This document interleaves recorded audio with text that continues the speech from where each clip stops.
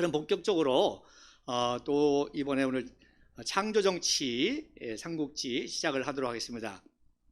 우리 조원진 대표님께서 이번 주에 아주 방송이 굉장히 심도 있는 방송이 있었죠. 그래서 매주 월요일 7시 20분에 YTN 박지훈 변호사와 한 20분 진행하는데, 그래도 박지훈 변호사가 아주 중요한 질문을 하고 경청하는 자세를 하기 때문에 아주 방송 내용이 참으로 좋습니다.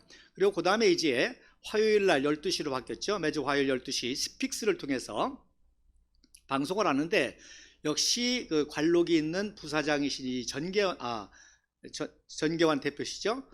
전계환 대표가 아주 핵심 있는 질문과 또 조 대표님의 대담에 대해서 요약을 해주시고 해서 아주 굉장히 좋은 정치 대담의 모범적인 프로그램이 진행되어 있고, 또 박영식 젊은 청년 에디터가 또 우리 채팅창에 소식들도 전해지면서 아주 좋은 방송이 되고 있습니다.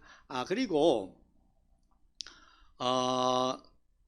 수요일 날에는 이제 김어준의 방송이 있지 않습니까? 그래서 짧은 방송의 시간입니다만은 그래도 시청자들이 한 150명이 지금 한 150명이 시청하는 그런 방송이기 때문에 여러 가지 이제 아쉬움이 있는 방송이지만, 그래도 8분 9분 동안에 아주 핵심적인 멘트를 전달해 주셔서 좌파들 사이에서도 조원진 의원에 대한 인식이 바뀌고 있고, 조원진 우리공화당 대표께서 아주 합리적이고 또 믿을 만한 그런 정치가로 인식이 되는 그런 효과도 보여주고 있습니다. 그 다음에 이제 수요일 저녁에는 그 제니박 기자와의 이제 그 대담이 있는데, 여기서 제가 말씀을 드리겠지만 아주 중요한 정보가 또 나왔고요. 그 다음에 이제 오래간만에 작년에 연말 특집으로 아시아 투데이와 우리 김동원 부사장과 이제 작년에 연말 특집 방송이 있었습니까? 근데 그 작년에 했던 토크의 예언들이 지금 거의 다 맞아 들어가고 있지 않습니까? 그래서 이번에 이제 신년 특집으로 이번에 방송을 했는데, 역시 우파를 대표하는 정론 방송이기 때문에 아주 심도 있는, 그리고 정말 조원진 대표님께서 애국심에 우러나오는 우국 충정의 그러한 정치 현안들에 대한, 그리고 그 해답에 대한 그런 명쾌한 이런 것들을 많이 말씀해 주셨습니다. 자, 그런데 재미난 거는 여러분 아시는 것처럼 제가 PPT 그 함께 하나 보내드리겠습니다. 여러분도 아시는 것처럼 삼행시를 또 김동원 대표가 보시고 삼행시를 이렇게 소개해 주셨는데, 저도 하나 올렸습니다. 삼행시를. 그랬더니 그것을 이렇게 읽어주더라고요. 그래서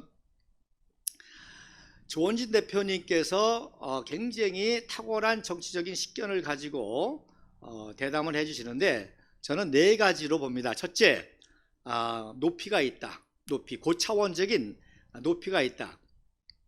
자, 우리가 하늘에서 보면 다 보이지 않습니까? 지상에서 보면은 우리의 가시적인 시계가 1m, 뭐 1km 이렇게 되지만, 그러나 위에서 보면 전체가 다 보이게 됩니다. 그래서 조원진 대표님께서 우리나라의 정치적인 현안을 이렇게 높은 고차원적인 차원에서 이렇게 분석해서 볼 수 있는 이유는 뭐냐? 바로 욕심이 없다는 거예요. 그 말은 순전히 애국 애족의 마음을 가지고 우리 대한민국이 어떻게 하면 잘 될 것인가, 어떤 나의 개인적인 야망과 그런 사리사욕이 아니라 그런 관점에서 보니까 고차원적으로 볼 수 있다는 거예요. 그래서 우리가 그런 말을 쓰지 않습니까? 사람이 욕심을 가지면 한 치 앞을 못 본다. 그래서 모든 정치인들이 어떤 욕심을 가지고 정치를 하니까 한 치 앞을 보지 못하고 눈앞의 것만을 보고 하게 되는데, 그런 자기 욕심을 버리고 모든 걸 내버리고 정치 현안을 보다 보니까, 그러므로 고차원적인 그런 시각을 가지고 정확하게 현상을 분석해낼 수가 있다는 겁니다. 그 다음에 두 번째로는 높이가 있고, 두 번째는 뭐예요? 넓이가 있죠. 굉장히 스펙트럼이 넓습니다. 보수 우파의 지도자지만 야당에 대해서도 또 조언도 하고 합니다. 그래서 12년의 의정 활동을 기냥하신 것이 아니라 정말로 12년의 의정 활동을 굉장히 탄탄히 하셨기 때문에 그런 경험에서 나오기 때문에, 그리고 우리가 아시는 대로 이명박 정부 때 노동개혁, 그리고 박근혜 대통령 때 연금개혁, 반드시 개혁은 야당과 파트너가 돼서 하지 않습니까? 그러니까 야당의 최고의 정치가들, 그쪽에 이제 청정래라든지 강기정이라든지 추미애라든지 이런 사람을 상대로 의정 활동을 했던 그런 경험에서 나오는 이 관록으로 인해서 굉장히 여야를 막론하고 좌우를 막론하고 양당을 막론하고 명쾌하고 이런 평론을 할 수가 있었던 것이죠. 자, 그 다음에 세 번째는 깊이입니다. 깊이. 그래서 국민들이 좋아하는 사탕발림의 그런 말이 아니라 정말로 깊이가 있는 본질과 원리와 핵심을 찝어주는 그런 방송을, 그런 대담을 많이 하시게 됩니다. 그래서 굉장히 세밀하면서도 그리고 통찰력 있게 깊이 있는 그런 이제 분석을 해내시는데, 바로 그 이유가 뭐냐? 바로 민주주의의 기본 원리, 정치의 기본 원리, 그리고 원칙에 입각해서 보다 보니까 그런 심도 있는 판단과 분석을 할 수가 있는 것이죠. 그 다음에 이제 길이입니다. 길이. 그래서 내년이 아니라 10년, 20년, 100년까지 미래를 바라보는 그런 먼 안목을 가지고 판단을 하고 하기 때문에 조원희 대표님의 방송이 굉장히 유익하다는 것을 우리가 알 수가 있습니다. 자, 그래서 그런 방송들의 내용을 여러분들이 이제 제가 공카에도 이제 자막까지 만들어서 원고를 만들어서 올립니다. 많이 배포해 주시고, 또 듣기도 하지만 또 문서로도 보는 거는 또 느낌이 달라요. 우리 공부하는 것이. 그래서 우리 자신들도 철저하게 정치적인 논리를 준비해서 우파 국민들을 설득하고 해야 됩니다. 그래서 제가 삼행시를 썼더니 그 삼행시를 읽어주더라고요. 그래서 조국이 위기다. 원칙의 정치 개혁. 그리고 진실과 정의의 국민을 위한 정치가 조원진. 그래서 또 다른 하나도 또 써봤습니다. 조국이 부른다. 원칙과 정의의 지도자. 그리고 진정한 정치개혁을 이룰 조원진 해서 이렇게 저도 삼행시를 좀 만들어 봤습니다. 자, 제 삼행시에는 조원진 대표님의 정치적인 발언의 높이와 넓이와 길이의 또 깊이를 두 가지로 해석한 겁니다. 첫째는 지금 대한민국의 정치 상황이 정치 개혁이 필요한 그런 바닥 상황이다. 여기서 개혁하지 못하면 대한민국 무너진다. 그래서 정치 개혁, 정치 개편을 해야 되는 그러한 아주 총체적 위기 상황에 다가서고 있다. 그 다음에 그렇게 됐을 때 결국 정치 개혁은 누가 합니까? 정치가가 하죠. 정치인이 못하니까 뭐예요? 정치인이 나타나야 된다는 것입니다. 우리가 정치적인 용어로 정치인하고 정치가를 구분합니다. 폴리티션, 자기 어떤 권력을 위해서 야망을 가지고 정치적인 행위를 하는 그런 사람들을, 셀러리만이나 비즈니스 하는 사람이나 이런 사람을 폴리티션이라고 합니다. 그리고 스테이트맨십, 즉 정말 나라와 민족을 위한 정치의 본래적인 사명을 가지고 하는 사람을 바로 정치가라고 하는 것이죠.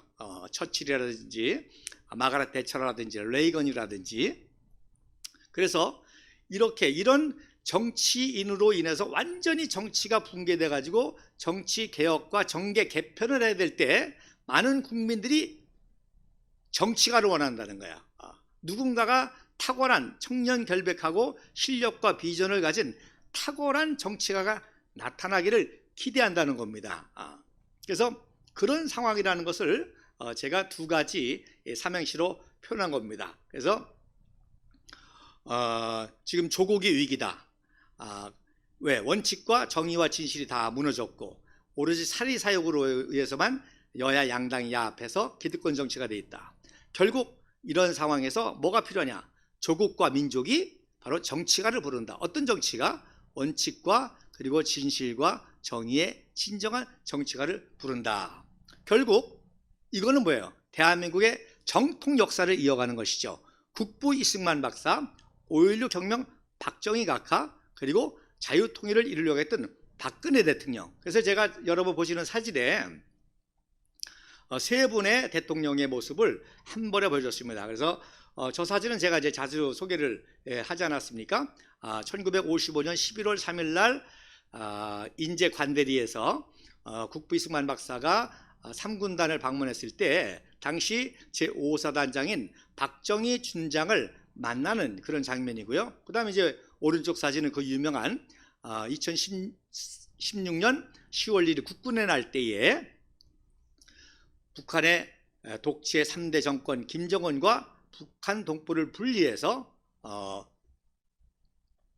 북한 정권을 압박하고 항복하게 하고 그리고 북한 동포를 구원하려고 하는 자유통일을 이루려고 했던 그 유명한 연설, 어떻게 보면은 탄핵의 결정적인 계기가 됐죠. 촛불의 결정적인 계기가 됐죠. 그래서 이러한 통일에 저항하는 붕괴 직전에 북한 정권이 남한에 있는 대남 공작을 하고 종북자파를 총동원했고, 그리고 여당 내에서는 박근혜 대통령 이후에 포스트 박근혜 이후에 권력을 잡으려고 하는데 그것을 이어받을 만한 정치가가 없으니까 내각제를 통해서 하려고, 내각제 야합을 하려고 탄핵을 시켰던 거 아닙니까? 그러다가 정권을 탈취당한 거 아닙니까? 그래서 지금 이런 상황이라는 거예요. 그래서 그렇게 했기 때문에 촛불로 인해서 정권을 탈취당해 가지고 5년 동안 종북 좌파의 이 악행, 악습, 악법으로 국민이 고통을 당했고, 그래서 정권을 교체했지만 결국 그 정권에서 칼부림을 하던 윤석열 정권이 제대로 또 정치하지 못함으로 인해서 정계 개편의 요구가, 정치개혁 요구가 굉장히 물리듯 일어나고 있던 상황입니다. 제가 이번에 이렇게 역사를 준비하면서 또 강의를 준비하면서 그 다음 사진 보시면, 자, 그 다음 사진 보시면 박근혜 대통령께서 2013년 대통령에 취임하시고요, 10월 11일 날 인도네시아를 국빈 방문하셔서 자카르타 상그릴라 호텔에서 교민 리셉션을 했습니다. 자, 그래서 그 다음 사진이 그때 리셉션한 사진이고요. 또 오른쪽에 이제 우리 화동들이, 자카르타의 어린이들이 박근혜 대통령을 영접하는 그런 사진입니다. 저도 교계 지도자로서 그때 초청을 받고 박근혜 대통령을 처음 보는 거예요. 뉴스에서만 보다가 처음 보는데, 그때 박근혜 대통령을 처음 보고, 박근혜 대통령을 가까이서 처음 보고 그분의 연설을 들으면서 그날 저녁에 돌아와서 메모를 해놨는데, 그거를 여러분 한번 보시기 바랍니다. 자, 이게 제가 그 당시 메모한 그 컴퓨터로 메모한 그 당시 원고를 그대로 캡처한 거예요. 제가 제 나름대로 이제 제가 목사고 선교사이기 때문에 매일 성경을 묵상하면서 그날 있었던 중요한 것들을 메모를 해봅니다. 뭐 가족적인 거, 또 역사적인 거, 또 그런데 그날 이제 박근혜 대통령을 만나고 온 다음에 그날 저녁에 이제 제가 메모를 해놨는데, 뭐라고 해놨는 거 아니? 자, 박근혜 대통령이 이제 입장하시기 전에 저는 이제 대기하면서 핸드폰으로 이제 성경을 보고 있었습니다. 그리고서 이제 박근혜 대통령이 딱 입장을 하는데, 그 모습에서, 그 박근혜 대통령이 여성인데 저는 성경에 나오는 다윗왕의 모습을 느꼈다는 겁니다. 그래서 성경에 뭐라고 표현하는 거니?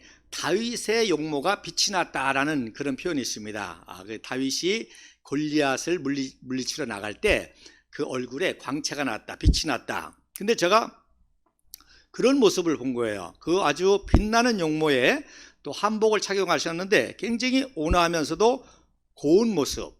그리고 그 다음에 이제 두 번째, 연설에 감동을 받았는데 원고 없이, 준비된 원고 없이 아주 확신에 찬 명쾌한 그런 연설을 보고, 또 그 목소리에 굉장한 확신과 이런 걸 찬 것을 보고 제가 굉장히 감동을 받으면서 야, 정말 정치가로서 구변에 능통하구나. 그래서 다윗도 그랬거든요. 구변에 능통한 자. 뭐 노래도 잘했고 수금도 잘 타고 또 물맷돌도 잘 던졌고 전쟁도 잘했지만은 다윗이 구변에 능통했다. 그래서 그 구변에 능통한 게 글로 나타난 것이 이제 잠언서를 기록한다든지 그 유명한 시편을 기록하게 되지 않았습니까? 그래서 그런 모습을 본 거예요. 그래서 굉장히 그 어려운 환경 속에서 아버님이 돌아가시고 어머님이 돌아가시는 그런 아주 고난의 환경에도 불구하고 그걸 다 극복하면서 이런 놀라운 그 능력을 가지고 정치적인 발언을 하는 거에 이제 제가 놀래서 야, 이분이 이제 제2의 한강의 기적을 일으키겠구나, 이런 비전을 가지고 하시겠구나. 자, 그 다음에 세 번째로요, 제가 거기다가 또 뭐라고 메모를 해놓은 거 아니? 야, 그러면 박근혜 대통령을 통해서 자유통일을 이룰 수 있겠구나. 그러려면 자유통일을 하려면 정치 체제가 바뀌어야 되는데 적어도 4년 내지 5년제 중임제로 가야 된다. 그리고 통일을 염두에 둔 상하양원제. 원래 상하양원제는 이승만 박사도 하려고 했다가 안 됐고, 박정희 대통령이 국회의사당 지금 지지 않았습니까? 저 여의도에 있는 국회의사당, 거기 박정희 대통령이 졌는데 거기서 이제 국회의원들이 탄핵을 시켰죠. 근데 그 당시 박정희 대통령이 상하양원제를 염두에 두고 국회의사당을 졌습니다. 그런데 그게 아직 안 됐기 때문에 지금 상원의원실은 예산위원회 그 사무실로 쓰고 있죠. 그래서 이러한 그 통일을 위한 정치개혁, 정계개편, 그리고 헌법 개헌까지도 해야 될 것이라고 메모를 해놨는데 그게 바로 10년 전입니다. 그러는데 그런 상황이 지금 조원진 대표님의 입에 의해서 방송을 통해서 나오고 있다는 거예요. 그래서 제가 너무 깜짝 놀랐고, 그래서 야, 우리 공화당이 저는 그때 뭐 전혀 정치도 아니었었고 했는데 지금 이제 우리 공화당에 있지만, 야, 이 박근혜 대통령과 함께 우리 공화당이 역사의 순리로 흘러가고 있지 않느냐, 이런 걸 제가 느꼈고요. 그 다음에 이제 2018년 메모가 또 그 다음에 있더라고요. 그래서 이게 아마 2018년이니까 그 지방선거 때 제가 이제 그 경남 집회를 거제 통영 참석하고 메모를 했는데, 그때 이제 제가 또 박정희 대통령 역사를 연구하면서 지난번 5사단 때 그 유명한 폭설 사건 얘기를 않습니까? 그래서 위령비를 만드는 얘기를 했는데, 이렇게 우리 공화당을 통해서 이런 활동을 하다 보니까 사회 각분의 많은 전문가들을 만나요. 그 중에 이제 아주 박정희 대통령하고 가까운 그런 친인척분을 만났는데, 그분을 통해서 또 이 위령비에 대한 진실을 제가 들어서 그걸 또 쭉 이렇게 메모한 그런 내용들이 이제 거기에 있습니다. 그래서 저도 이제 폭설 사건만 알았지 박정희 대통령이 위령비를 설치했다는 건 그때까지 몰랐습니다. 근데 이분의 얘기를 듣고 제가 또 조사를 해서 위령비를 다 찾아냈죠. 그래서 위령비 얘기는 제가 그래서 제 5번째 강의 때에 이렇게 했을 것입니다. 그리고 이제 1963년도 8월 30일 날 이제 대장 전역식을 하고 민주공화당에 입당해서 이제 5대 대통령이 출마하시는데, 왜 전역식을 5군단에서 했느냐? 그분은 뭐 거의 2군단, 3군단도 관련돼 있고 5사단, 7사단도 관련돼 있고 1군 사령부도 관련돼 있었기 때문에 얼마든지 전역식을 할 역사적인 장소가 의미가 많은데, 전혀 관계없는 5군단 철원 비행장에서 했습니다. 왜 거기서 했느냐? 그것도 제가 비밀을 알아냈어요. 바로 박정희 장군은 이제 장군 전역식을 하고 민간 지도자로 대통령이 출마하면서 뭐까지 꿈꿨느냐? 바로 통일을 꿈꿨다는 거죠. 그래서 이 철원 궁예가 대동 평화대국, 대평대국, 이 태봉국 궁예의 도읍지였던 이 철원이 지리적으로도 한반도의 중심이거든요. 그래서 학자들이 이제 통일 수도 얘기할 때도 많이 나옵니다. 그게 이제 철원인데, 그래서 그 장소에서 그 5군단 비행장에서 했던 것을 또 이렇게 찾아내서 제가 메모를 했던 기억이 납니다. 자, 그때 제가 박근혜 대통령 만났을 때 저 사진을 이제 영상으로 제가 찾아가지고요. 그 당시 영상을 찾았습니다. 그래서 국비승만 박사가 정일곤 참모총장하고 송효찬 상군단장 그리고 일군사령관 백선엽 대장을 대동하고 상군단을 방문했을 때 한 영상을 발견해 가지고 박정희 준장하고 악수하는 그 장면을 캡처해서 제가 이제 액자로 만들어서 경호실을 통해서 선물을 보냈죠. 그랬더니 그 다음 날 경호원이 찾더라고요. 그러면서 박근혜 대통령이 굉장히 감동을 받으셨다. 그러면서 이 사진에 좀 더 구체적인 내용 좀 알려달라. 그래서 언제 어디서 어떻게, 그래서 그런 역사를 제가 다시 쫙 메모를 해가지고 보냈던 기억이 납니다. 자, 그래서 그 사진이고요. 자, 제가 왜 갑자기 링컨 얘기를 하느냐. 자, 여러분 1854년도에 링컨이 공화당원이 돼가지고 처음으로 공화당 상원의원에 출마했다가 떨어집니다. 그런데 그때 미국의 유명한 시인 월터 히트만이라는 사람이 1856년도에 시를 쓰는데 무슨 시를 쓰는 거니? 어느 때 우리 미국에서는 구원자 대통령이 나타날 것이냐. 지금 미국의 상황이요, 1776년도에 조지 워싱턴과 20명의 국부들이 인류 역사상 최초의 자유민주주의 국가를 만들고 정말로 고도 성장을 하면서 강대국으로 나가는데 무슨 문제가 생겼어요. 노예 제도 때문에 각 주가 다투게 되면서 결국 남북으로 분열돼 가지고 전쟁에 이를 그런 남북 분단 위기와 전쟁 상황이 온다는 거예요. 그러니까 이거는 뭡니까? 바로 건국의 연방 체제가, 미국의 체제가 붕괴되고 해체될 위기가 온 겁니다. 그때 히트만이라는 이 시인이 이런 위기 때에 이 미국을 구원할 리덴머 대통령이 과연 언제 나타날 것이냐고 시를 썼습니다.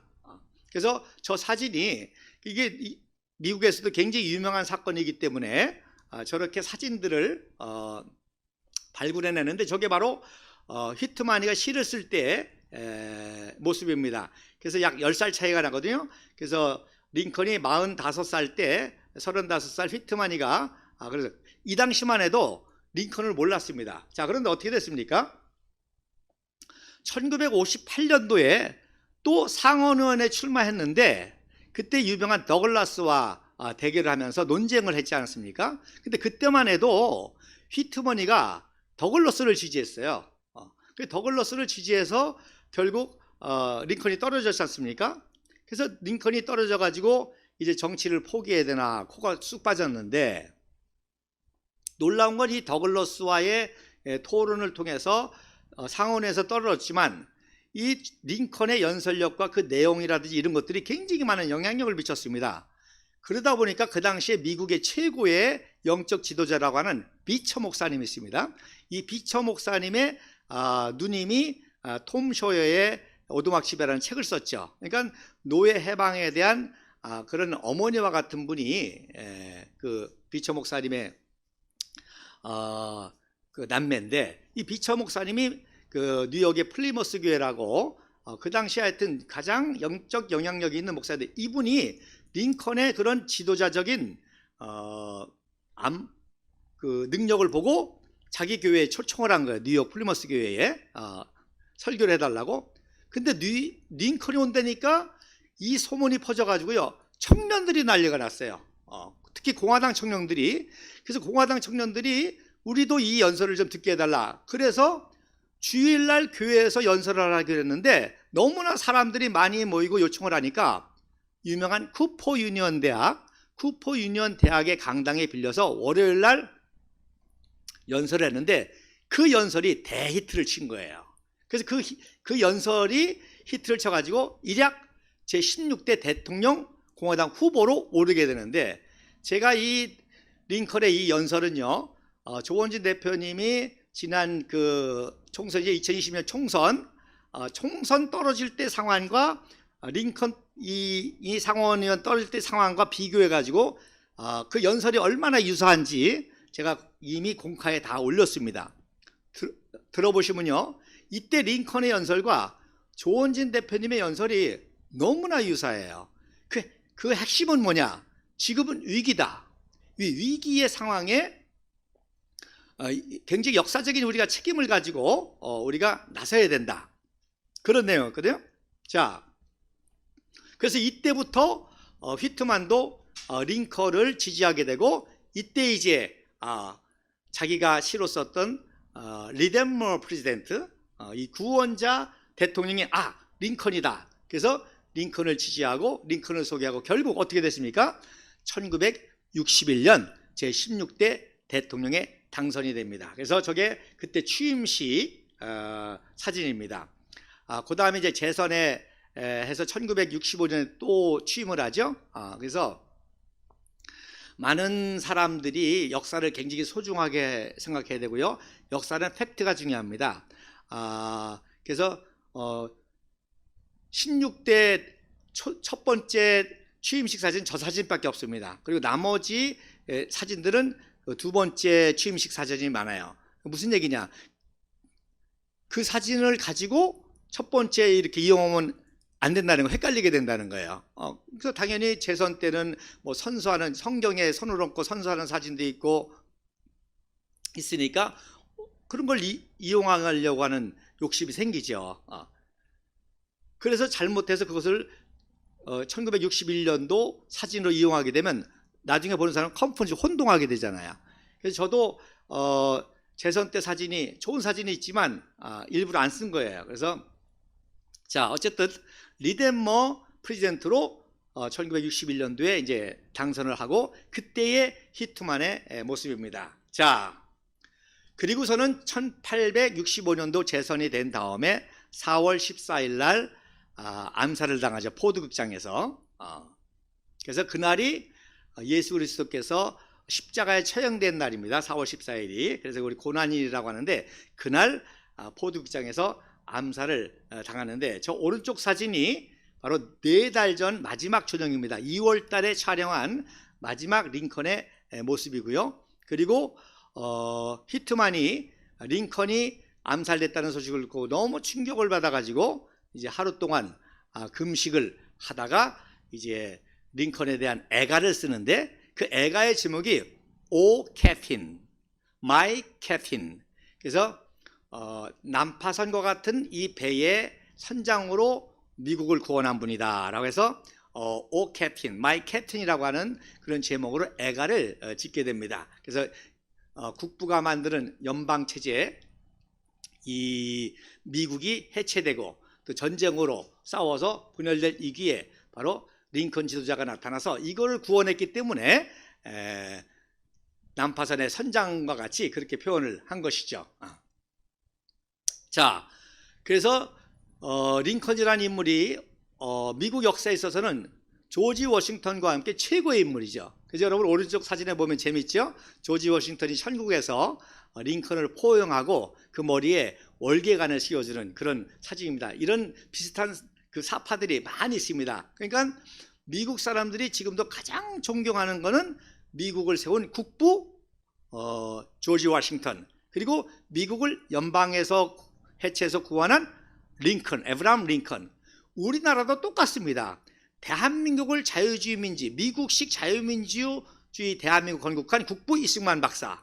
그것이 내각제로 인해서 망하게 될 때 바로 5.16 혁명을 통해서 다시금 대한민국을 구원한, 이 대한민국 체제를 구원한 5.16 박정희 혁명, 똑같은 컨셉이죠. 그리고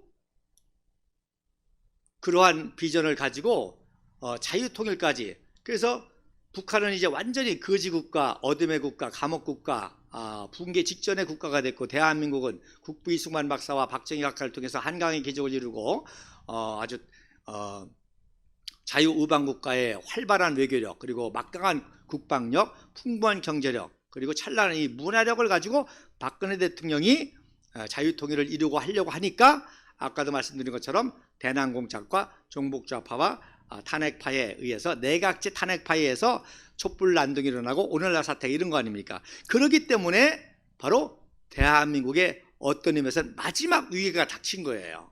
이럴 때 정계 개편이 필요하고 정치 개혁이 필요하고 이럴 때 리데머 리더, 이것을 구원할 지도자가 필요한데 그것이 바로 우리공화당과 조원진 대표로 이미 준비가 되었다는 사실입니다. 그래서 조원진 대표께서는 방송에서 계속 정치개혁과 정계개편 얘기만 하시죠. 리데머 구원자에 대해서는 본인이 정치가니까 못하실 거예요. 이거는 제가 할 수 있는 얘기입니다. 이건 제가 우리공화당, 제가 히트만과 같이 바로 할 수 있는 얘기죠. 그래서 우리는 이런 사태를 이미 예견하고 태극기 집회를 했고, 또 그래서 우리가 찾은 게 지도자 아니었습니까? 그랬을 때 우리를 그 태극기를 붙잡아준, 우리의 손을 붙잡아준 분이 조원진 대표님이고, 그리고 조원진 대표님을 우리가 5년 동안 옆에서 지켜보고 검증을 해보니까 이분이 국부와 각하와 박근혜 대통령의 뒤를 이을 만한 청년 결백하고 실력이 있고 탁월하고 비전에 있는 리더라는 사실을 알았기 때문에 우리가 6년 동안 이렇게 같이 생사고락을 한 것이 아닙니까? 그래서 이러한 상황이 우리에게 왔다는 것입니다. 그래서 최초의 링컨 전문가가 휘트만이 돼가지고요, 1887년도에 최초의 링컨 강의를 이제 메디슨 스퀘어 가든에서 하게 되는데, 링컨의 서거 제 17주년을 기념해 가지고 이제 링컨 전문가를 강의하고, 그 이후로부터는 이제 미국의 역사학자들이라든지 최고의 전문가들이 링컨 연구하는 사람들이 이제 나오게 되죠. 링컨 전문가라고 한다고 하면 미국에서도 최고의 그 학자로, 역사학자로 이렇게 인정을 해주게 되는 겁니다.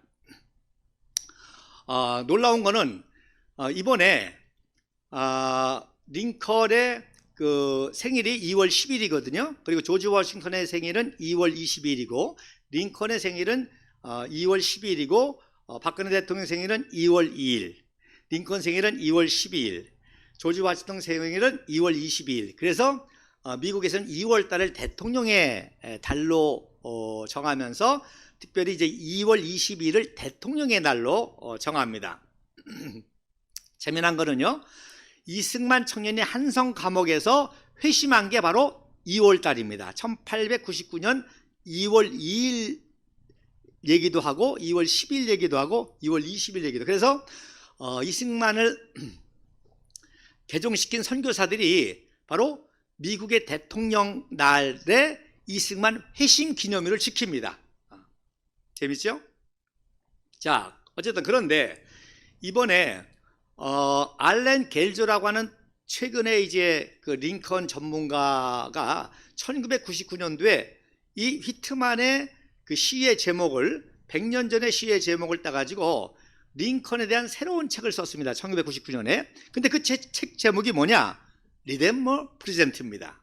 근데 그것을 최근에 다시 그 비밀 미국 국가보관소에 보관되었던 비밀 자료들이 공개가 됐어요. 그래서 링컨이 소장했던 개인 편지라든지 뭐 책이라든지 이런 문서들이 공개가 되면서 이제 포스트 이 소스를 볼 수 있지 않습니까? 또 비서실장이었던 존 제이의 그 문서라든지, 그래서 이런 문서들이 대거 이렇게 공개가 되면서 그걸 근거로 해서 새롭게 책을 출판한 그 출판 기념회를 하면서 포드 극장에서 지난 2월 9일 날 세미나를 했습니다. 저게 오른쪽에 있는 게 그 포드 극장을 지금도 그대로 링컨이 암살당할 때의 모습 그대로 재현을 해서 보관하면서 세미나실, 거기서 이제 세미나하는 장면입니다. 저 가운데 양쪽에 패널이 있고, 근데 그 책의 제목이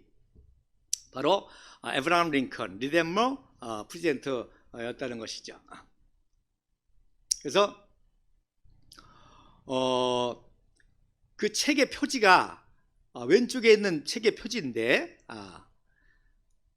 저 책의 표지도 아주 유명합니다. 그래서 1863년도 1월 1일 날 링컨이 그 노예 해방 문서에 서명을 합니다. 그래서 윌리엄 슈워드 외무부 장관이 문서를 작성했기 때문에 그 윌리엄 슈워드 문서에 사인하는 모습이 여러분 보시죠? 그 링컨 맨 왼쪽 사진에 이제 흑백으로 처음 그렸을 때 펜을 들고 있는 사진이고, 그리고 왼손 놓은 책상에 그 문서가 있습니다.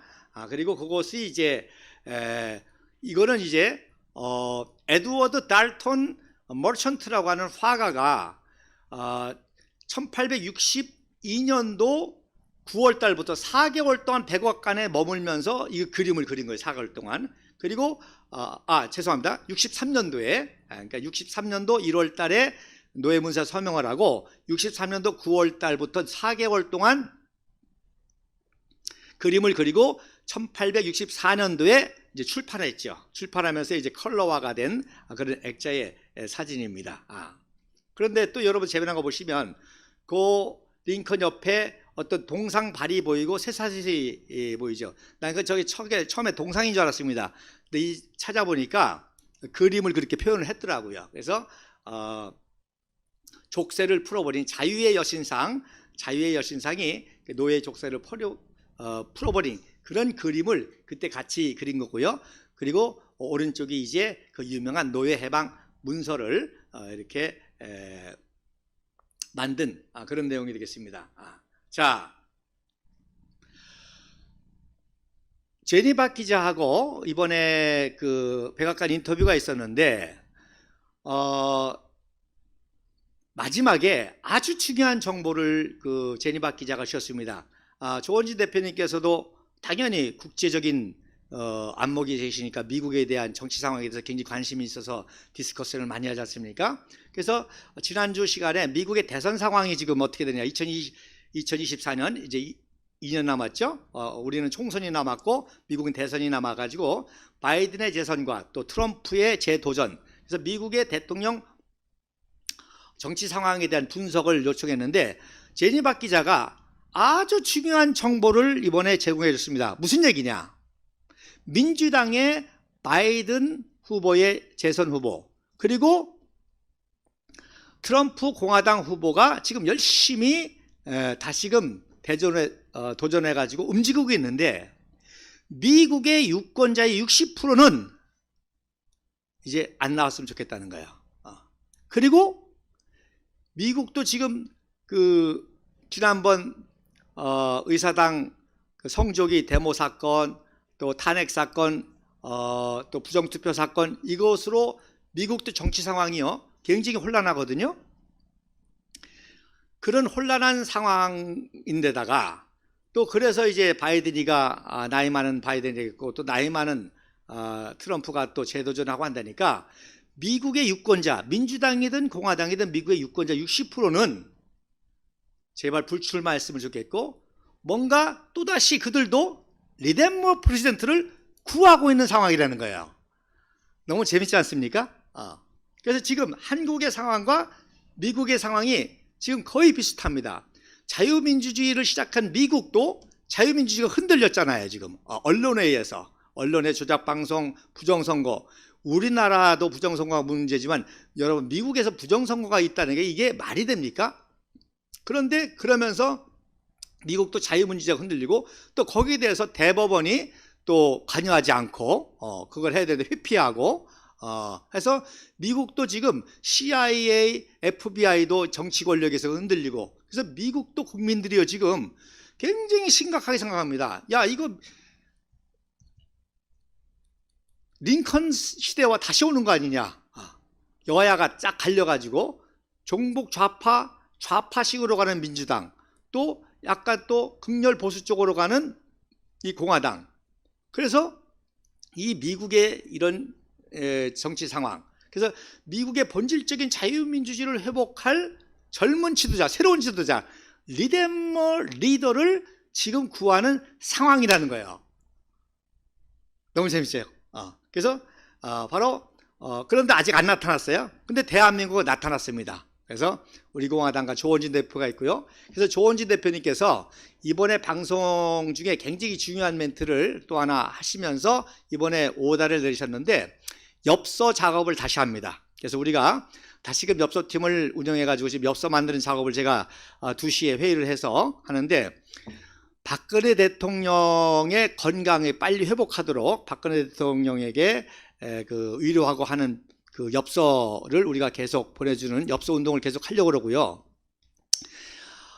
김어준이가 아주 눈치가 빠르더라고요. 김어준이가 뭐라고 그러냐면, 그 방송 전에 어떤 사적인 대화를 했던 모양이에요. 그래서 제가 이것도 비밀스러운 얘기이기 때문에 구체적으로 못하지만, 지금 정치 상황이 굉장히 요동치니까 조원진 대표님이 이런 정치 상황을 분석한 내용들이 유영하 변호사를 통해서 박근혜 대통령께 들어간 것 같아요. 그래서 지금 굉장히 정치 상황이 지금 혼란스럽고, 이러기 때문에 박근혜 대통령이 빨리 건강을 회복해서 우리와 함께 정치를 해야 되기 때문에 이제 엽서를 다시 만들어서 박근혜 대통령에게 위로와 격려를 드리고, 우리는 끊임없이 이렇게 박근혜 대통령과 함께 투쟁을 해왔다는 것도 소식을 알려드리고, 또 이런 정치 상황의 이런 분위기를 좀 알려드리고, 또 그 엽서를 통해서 우리 다시 동지들이 하나가 되고, 그리고 또 우리 공화당을 홍보하고 해주시길 바랍니다. 그러면서 다시금 제가 이 책에 관심을 갖게 됐습니다. 여러분 아시는 것처럼 박근혜 대통령 서신집이죠. 그래서 일단 뭐 김세희 뭐 이런 거 다 치워버리고, 어쨌든 박근혜 대통령의 답신은 박근혜 대통령의 워딩이거든요. 그래서 여러분들 다시금 박근혜 대통령 이 책을 다시 박근혜 대통령 워딩을 보시면서 다시금 감동을 받으시고, 또 이 워딩을 우리가 가슴에 새기면서 하고, 제가 누누이 강조하는 것처럼 박근혜 대통령은 정치와 대한민국이 운명입니다. 그러기 때문에 여러분 보세요. 황교안이가 박근혜 대통령을 이용하려고 그랬잖아요. 당대표 이용을. 그 무슨 얘기입니까? 그만큼 박근혜 대통령이 아무 말씀을 안 해도 엄청난 정치력이 있으니까 그걸 이용하려고 한다는 거예요. 그래서 제가 지난번에도 말씀을 드렸나요? 여러분 VIP에게는 제가 액자 선물을 드렸다는 얘기 했죠. 액자 선물. 물론 그 액자도 받을 만한 것이어야 되겠지만, 그 액자에다가 뭐 문재인 사진 넣어가지고 보내면 그거 들어가겠습니까? 그러나 VIP에게 완전히 접촉 금지가 된 3가지 품목이 있습니다. 첫째 음식, 둘째 음료, 세 번째 화장품입니다. 피부에 접촉하는 화장품, 일제 금지 품목입니다. 여러분 김정남이가 어떻게 죽었어요? 살인, 일거, 가스, 피부 접촉으로 죽었잖아요. 그러면 황교안이가 대통령 권한대행인데 그 사실을 몰랐다? 말이 안 되잖아요. 무슨 얘기입니까? 쇼한 거죠. 그게 뻔히 들어가지 못할 거 알면서도 상 차린다고 쇼를 하고, 그리고 그게 또 들어갔다고 또 소문이 났지 않습니까? 황교안 참 너무너무 한심하더라고요. 무슨 독극물 검사를 다 경호처에서 하고, 그리고 반입을 했다. 그렇게까지 황교안 측들이 그 선전을 하는데, 정말 너무 유치합니다. 정말 이 정치판이 너무 유치합니다. 너무 유치하고 너무 치사하고 너무 저질이고 정말 상대하고 싶어 할 정도로, 아니 대통령 권한대행까지 하는, 그리고 서울대학교 법대를 나와서 검사까지 했어? 정말 욕이 안 나올 수가 없어요. 이런 년놈들이 지금 입법사와 행정 대법원까지 다 장악해가지고 이렇게 장난 놓은 저질, 이거 그대로 놔서는 안 된다는 거죠. 그래서 우리 공화당 당원들이 흥분하고 있고, 조원진 대표님 안타까워하면서 이제는 때가 왔다. 뒤집을 때가 왔다. 이 정치판을, 이 썩고 더러운 정치판을 완전히 뒤집고 자유통일까지 그 때가 왔다. 그래서 그렇기 때문에 이제 박근혜 대통령에게 이런 정치 상황과 지금의 시대 상황과 또 그분의 건강 회복을 위해서 우리가 이제 엽서 작업을 계속 해가지고 3.1절 날 대대적으로 판매를 하면 여러분들이 이제 다시 엽서 활동을 해 주시길 바랍니다. 자, 마지막으로 오늘 또 거의 1시간이 됐습니다만은, 자, 그 지난주 목요일 날 KBS에서 뉴스를 하나 보도했는데, 뭘 보도했는가 하니 바로 KBS에서 미국 문서보관소, 나라라 그러죠? 내셔널 아키브, 거기서 이승만 박사의 영어 연설을 최초에 찾았다고 그거를 보도했습니다. 자, 그거를 한번 그 영상을 한번 잠깐 뉴스를 보시죠. 예, 한번 뉴스 틀어주세요. 그 다음 뉴스 한번 들어보세요. KBS 지난주 목요일 뉴스입니다. KBS 뉴스인데 뭐라고 하는지 우리 한번 영상과 함께. 방송을 통해 한국의 독립을 호소. 평양 전쟁이 한창이던 1940년대 초 당시 미국에 있던 이승만 전 대통령은 이 방송을 통해 한국의 독립을 호소했습니다.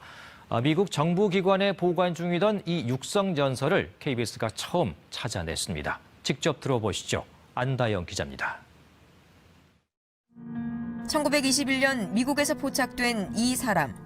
미국으로 건너가기 직전까지 대한민국 임시정부에서 대통령직을 수행했던 이승만 전 대통령입니다.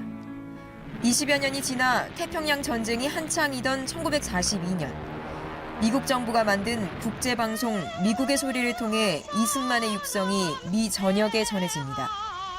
Men and women of the Orient, my voice comes to you from Washington. 당시 대한민국 임시정부 주미 외교위원장이었던 이승만은 일본의 패전을 예견하며 미국인들을 상대로 한국 독립의 당위성을 호소합니다. He tells you first, if the Japs win the war, all the people of the Orient will gain their freedom. The Jap lies, and I will prove it. KBS가 미국 국립문서기록 관리청에서 발굴해 처음 공개하는 영어 육성 연설입니다.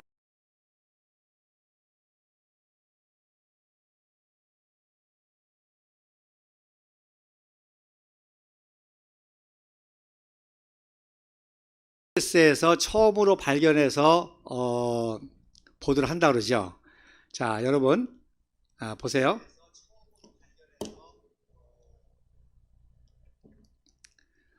자, 그 다음 사진 보시면 우리 공화당이 어느 정당이냐, 어느 정도냐. 자, 여러분 그 다음 사진 제가 한번 보여주세요.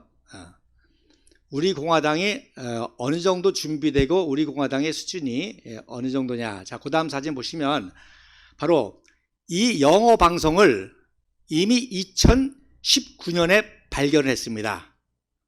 그래가지고 이 영어를 다 풀었고요. 한국어 번역까지 해서 제작해가지고 우리 공화당에서는 바로 이미 집회라든지 이런 걸 통해서 발표를 했습니다. 한번 그 다음 사진 한번 보여주세요. 예.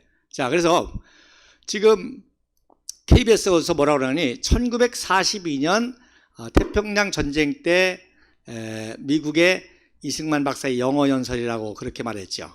우리 공화당은요, 이거에 대한 정확한 팩트를 다 발견했습니다. 이 방송은 여러분 아시는 대로 한국어 방송이 있습니다. 보이스 오브 아메리카. 저는 워싱턴에 있는 이승만입니다.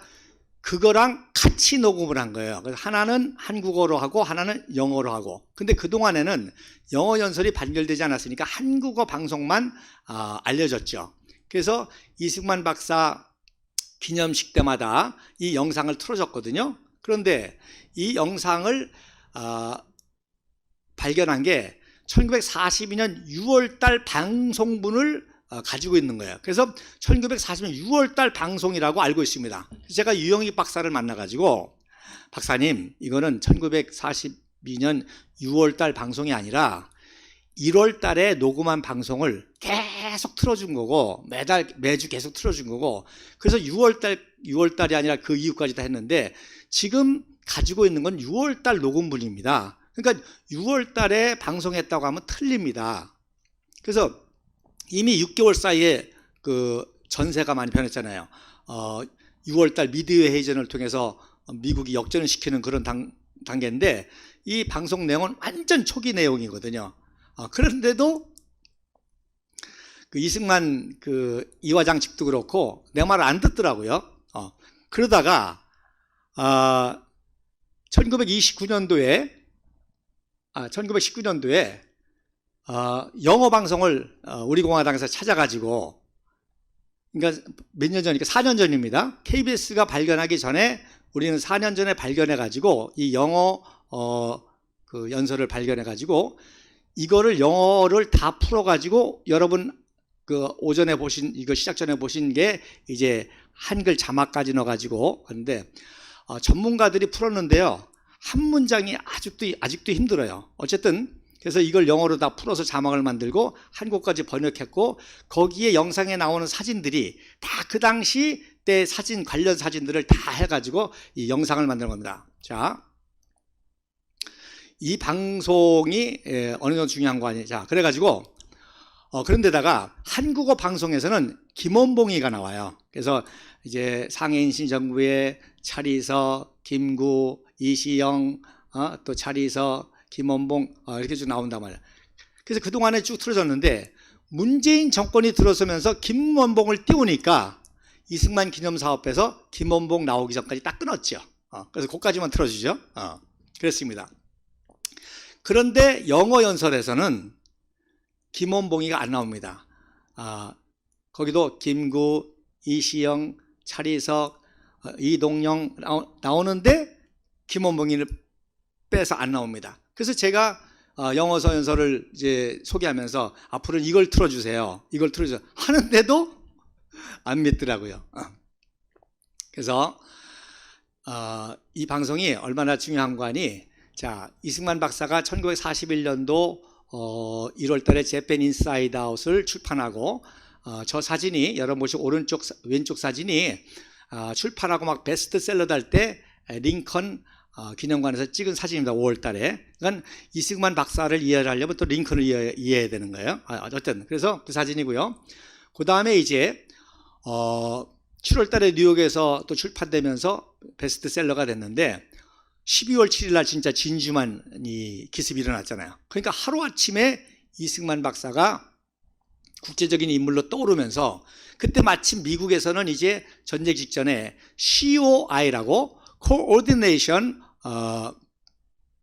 Information, 미국이 이전까지는 국무부, 뭐 또 육군, 또 국방부, 해군 다 각자 나름대로 이제 정보기관을 이용했는데 루즈벨트가 이래가지고는 컴퓨즈드가 안 되겠다. 모든 정보기관을 통합하라 해서 만든 게 COI입니다. 그 COI가 만들어지면서 전쟁이 일어나니까 얼마나 COI의 역할이 크겠습니까? 그러니까 당연히 COI가 만들어지자마자 바로 이승만 박사를 고문으로 추대했죠. 그래서 이승만 박사가 2차 세계대전에 관여하면서 그 추대되자마자 바로 이승만 박사가 요청한 게 방송해야 된다. 그래서 녹음하게 된 거예요. 그래서 1942년 1월 16일 날 이제 어디서 녹음한 뉴욕의 월드 오브 라디오라고 하는 곳에서 녹음합니다. 오른쪽에 보시면 저게 바로 이때 한국어와 영어로 녹음해요. 그래서